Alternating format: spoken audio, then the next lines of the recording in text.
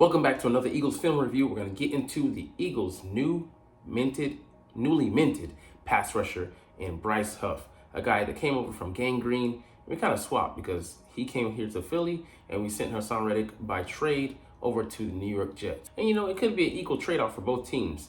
They're getting the guy they needed to help their pass rush arsenal. And we're getting a guy who's young and maybe stepping into his prime, but was the most effective pass rusher in 2022 and 2023. And that is no understatement. But let's get into it. What's up, it's your boy Cintron, come back at you with another analysis video, and I kid you not, that's the real name. Deep dive of Philadelphia's new edge signing. Bryce Huff is a fantastic pass rusher, and I wholeheartedly believe this. I looked at the film last year and I'm like, why is this guy beating us? He's an undrafted guy, but he has a load of talent. Just circumstances played out like that. He didn't get drafted, but he had a good set of traits that shine. He's harnessed him there in New York and Gotham, and he's coming to be our Batman. Anyways, he signed him to a 3-year, $51.1 million deal, and Howie loves, signing guys on the upswing, young, on the right side of 20, in their mid-20s, 25, and who has a lot of untapped potential to get to. But, it is that, and he does have to reach it. There's a projection, some of the things that he can do. He just hasn't done them enough, and he was a rotational guy. Can he be the main piece here? We shall see. But look at the stats. It's interesting. You compare him, Sweat, and Reddick, and he played like half of the snaps there, 75th overall in the league, and he had 316 pass rushing snaps. They had 5th, in the 7th ranked number. But produced that number of sacks. That was 14th. It's still pretty good, for Reddick. But, Sweat dropped off, and he was kind of, pressing, hunting for those. And it's interesting. 1, 2, and 3%, but 67th, 34th, and then a jump to 6th in sack percentage. Pressures, he got 60. Sweat got 60, but he had far fewer snaps and opportunities to rush the passer. Pressure rate, 20%. And last year he was at 25%, which is insane to think about. Even if he was on a pitch count, that's wild. Tells you how much, how effective he is. Holds drawn, tied for with Reddick there, but Sweat doing his job there. And some of these numbers, they could tell you maybe why they kept, Sweat over Reddick. And yeah, it was some of the youth, but also you have to look at some of the numbers, the deep dive. Because Sweat was going up against the number one, offensive lineman, the tackles, better, more talented guys, and Reddick was feasting off of right tackles. And it is what it is, but, you got to take that into account. The pass rush win rate, 22%, 22%, 20, so they're all kind of like even there.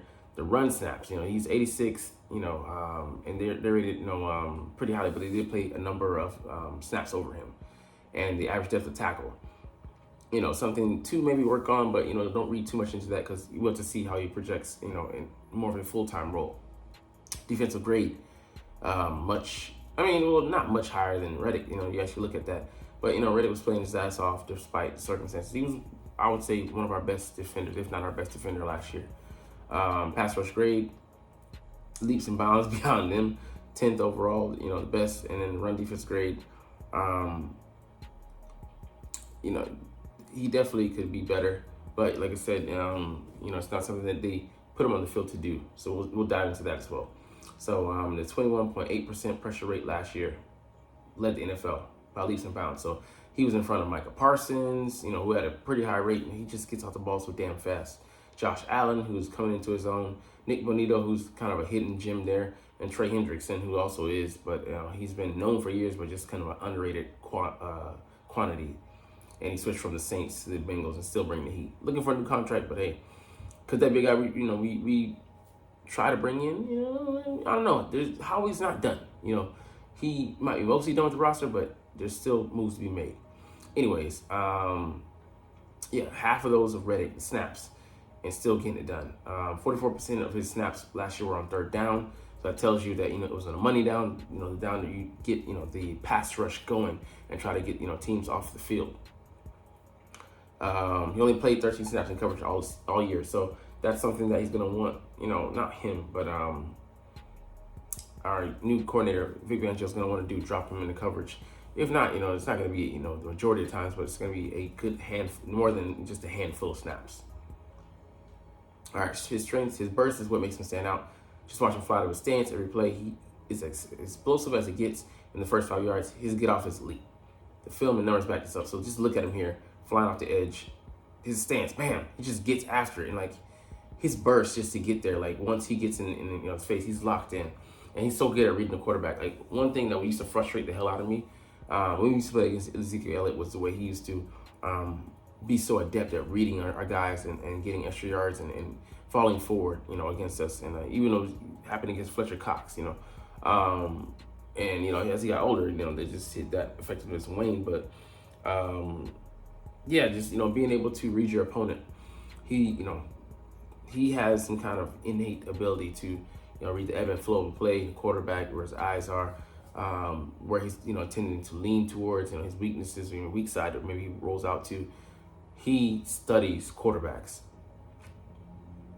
All right, fastest average pass rush get off. This right here floored me that he was leading the league in this over Myles Garrett. And Myles Garrett is a beast, bigger, but it also tells you the monstrosity of him because he's that much bigger and it's not that much better get off. Sweat, still decent, but it surprised me that I don't know. I felt like it was faster in years past, and Von Miller definitely wasn't this slow in his prime. So it kind of tells you where things are at. But I was surprised that there weren't more people that had a better get off. Sorry, this is shocking. This thing here on my leg. Anyways, he's not just a pass rusher who relies on speed and burst. He has a good pass rushing plan and several different moves. So he's not a one-trick pony, not a speed guy, not a power guy. He can use finesse, and he has some interesting moves that we'll see later. He plays with really good hands, quick hands, and can disengage from blockers. So worried about him being diminutive and getting locked onto, he's able to disengage. That's a huge key to getting not just getting the pressures, but converting the pressures into sacks, and also being effective throughout the course of a game. Giving guys different looks, different moves, and being able to chain moves together. He has a lovely move where he can time a chop rip move with a little jump. So let's look at it here. And he's doing it against us, so I'm happy to see that he's on our side now.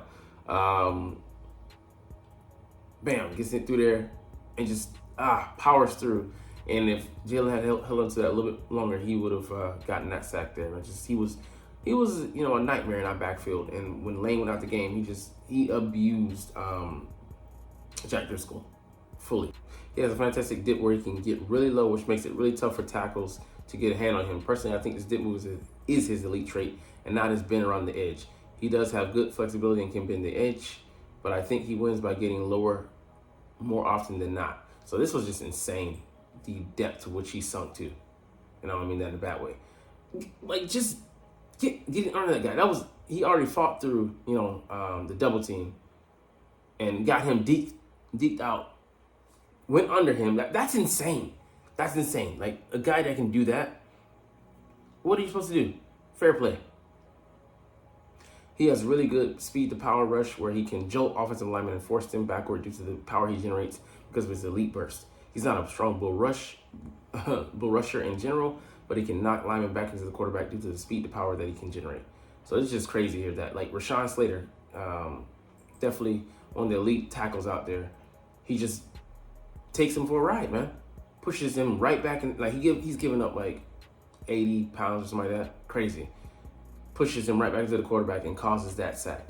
I don't know if he got credited for it, but he definitely was the reason that happened.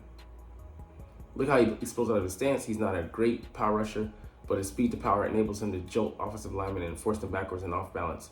It's all about the burst out of the stance, and it's why he excels with line up very wide. So, compare this to the video I did about Jalen Hunt, who's very unsure, very off kilter coming out of his stance. He gets absolutely no burst, which, translates to zero power transferred. And he's a bigger guy than Bryce, but generates way less power because he's not actually using his God-given talents. Whereas, Bryce, using everything that he's got, 6'1", 247, not very powerful innately, but he's able to use that, to transfer, his dad over to, his punishment plan. All right, let's get to it here. He's on the right side here. Just listen to the way he just shocks this guy. Makes him and just walks him back right into the, I think, is that the quarterback or the running back? I think that might have been Tyrod Taylor. Yeah, right into Tyrod Taylor. Don't know if he's credited for a sack there because I don't know if he was at the line of scrimmage, but I think he was. Look at the speed to power here. Phew, the tackle. Phew. The tackle literally jumps back when it tells you, which tells you the speed to power that Huff can create when he gets ahead of steam going. He doesn't need to rush from wide, as he is better when he can get a little run up to the tackle, which, I mean, nothing wrong with that, And we can see that on film, scheme it up, and then take advantage of it and look to create those one-on-ones for him and create those opportunities for him to rush wide out wide. All right, bam! He just destroys him off balance. If that pass is not getting out of there, again, at the very least, it's it's getting him off of his spot and making him uncomfortable and shifting that pass. He's a really strong finisher. Some defenders can get pressure but can't turn that pressure into sacks. That was Josh Sweat last year because he kept pressing so much that he left wide open lanes and such for quarterbacks to step up into and hurt us, which is the opposite of what you want your DN to do when he's supposed to be containing, but he's trying to get some $4 million bonus. Huff is not one of them. He keeps his eyes on the quarterback at all times and seems to have a great feel for where the quarterback is. He's very instinctive when rushing the quarterback. So yeah, exactly. So you can see him here on the right side again against us. He knows where Hurts is. He goes and then he's able to peel back and he helps make that tackle and it's not a sack again, but keeps it to a minimal gain where Hurts might have been able to get an extra couple yards. Nope, shut that shit down. Remember what I said about the ability to finish. He keeps his eyes up when rushing the quarterback so he can see if the quarterback takes off, and he has the ability to redirect and finish. So he's constantly sifting through the trash, playing with that leverage, push, pull, being able to bench press the guy if he needs to, keep him extended, and then maybe redirect to get off of that and to make the tackle or to get to the quarterback and affect the pass. In a world where everyone is obsessed with pressure numbers, finishing is really important, and sacks are. It was really, he's probably trying to say more important.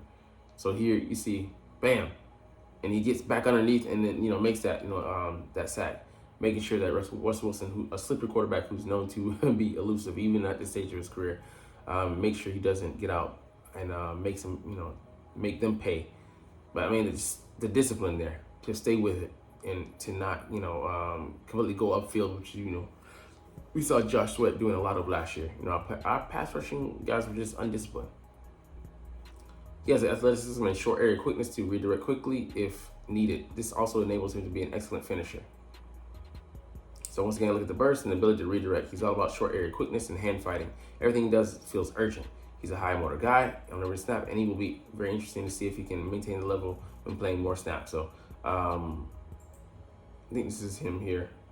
Yeah. Gets around the edge and just the burst, to get, to close that gap, that last little bit. You can see it here. When he senses it, gets around him, and then just that extra thirst around the edge, to get to the quarterback. Amazing. His pressure rate was outstanding last year and the year before. I see people say he's a one-year wonder. Nope. Last year was better. The pass rush rate, but this year he converted more into sacks. He's had an incredible good pass rush win rate in 2022 and 2023. I think his 2022 film was much better against the run than I expected. I didn't see a huge issue, but he just wasn't used much on rundowns. So it's impossible to predict how he will handle a bigger workload, but when he was asked to, he looked good enough to me. So let's see what he's doing here. Stacking and then shedding. Just getting off a guy and then bench pressing. You create a distance and then push him off, and then getting to the running back there. Excellent work. Run game again. You can see he gets moved slightly, and you can see he's not big and will struggle to anchor again at times. So yeah, he's his physical dimensions. He doesn't have great length, and doesn't, have great size. So he's got to use his quickness. And yeah, they're going to say later he's more quicker than fast. Fine with that. But it's more about, the technique. If you can use that, then, you can make up for, some of the things that you don't possess. But he does enough to get off his block and make a good tackle, make a tackle on the back. The Eagles just need him to be good enough against the run in order to hold up on early down. So yeah, you don't need him to be the all-star, Son Reddick, they were the same thing. So he's able to get off his guy eventually and then make the tackle, and it costs a few extra yards, but, you're not expecting him to, be a shutdown guy, be a Myles Garrett against the run, because that guy has the size and the length, he's blessed with that. Weaknesses, knows how Huff will handle playing more snaps. He's going to play a bigger role for the Eagles, and he's never done this in his career. So that's, guesstimation. Anyone who says he will handle a much bigger role without slowing down is simply guessing. Yeah, the fact is nobody at all, including Howie Roseman, who signed him, knows that knows what an increased snap count will do to his game. It's a projection, end of. Yeah, he wasn't trusted on early downs to play often, and wonder why that. Well, I mean, just because they had better options, I think, and he's clearly undersized for a standard edge defender. As I said above, I think he's fine against the run, but he just didn't do it very much. He was an undrafted free agent for a reason after all. So yeah, his projection based on his physical dimensions wasn't great. And, they liked maybe, some of his traits, but wasn't enough to overcome their hypothesizations. I think he's quicker rather than fast. I didn't see elite long speed, so I'm not sure how easily he can run down more mobile quarterbacks or chase down running backs from the backside. So not really too concerned about that because, the distance they're covering is not usually, 40 yards or, it's not, they're operating inside of a phone booth so often. So it's more about that short area quickness, which he possesses in spades.